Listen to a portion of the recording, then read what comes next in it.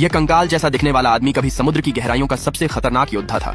जैसे ही उसे पानी मिलता वह तुरंत अजय योद्धा बन जाता था। वह एक राजकुमार था और सिंहासन का उत्तराधिकारी था। उसे कमजोर रखने के लिए उसके दुश्मन उसे महीने में सिर्फ एक बार समुद्री पानी का एक गिलास देते थे ताकि वह बस जिंदा रह सके। फिर भी जेसन की आंखों में विद्रोह की आग जलती रहती थी और वह चुपचाप हर यातना सहता रहा। निक ने अपने भाई को बचाने के लिए एक बायो ऑर्गेनिक जासूस भेजने का फैसला किया। अदृश्य चौगे की मदद से वह चुपचाप जेल में घुस गया और आसानी से गार्ड्स को खत्म कर दिया। लेकिन इससे पहले कि दोनों भाई बात कर पाते पूरी जेल में अलार्म बज गया। उन्हें समझ आ गया कि अब रुकने का समय नहीं है और तुरंत भागना होगा। जासूस ने अपने लचीले शरीर से तंग जगहों में घुसकर मैकेनिज्म चालू किया और सेल का दरवाजा खोल दिया। लेकिन लंबे समय से पानी की कमी के कारण जेसन इतना कमजोर था कि ठीक से खड़ा भी नहीं हो पा रहा था। निक ने उसे देखा और खुद आगे बढ़कर रास्ता साफ किया। अदृश्य होकर उसने और गार्ड्स को खत्म किया। दोनों भाई एक विशाल रेगिस्तानी जीव पर सवार होकर आसमान की ओर उड़ गए और मरमेड साम्राज्य के पुराने महल की तरफ बढ़ने लगे। लेकिन उनकी भागने की कोशिश पकड़ी गई और एक गार्ड उनका पीछा करने लगा। निक और जेसन ने उस जीव को पूरी रफ्तार से भगाया। तभी वह विशाल जीव अचानक अपना मुंह खोलकर रेत के अंदर घुस गया और जमीन के नीचे तेजी से चलने लगा, जिससे पीछा करने वाले पीछे छूट गए। निक जेसन को समुद्र किनारे लेकर आया क्योंकि उसे तुरंत पानी की जरूरत थी। उसने जेसन से कहा कि वह जल्दी से पानी में जाए और खुद पहरा देने लगा। तभी अचानक जमीन से एक रहस्यमयी जीव निकला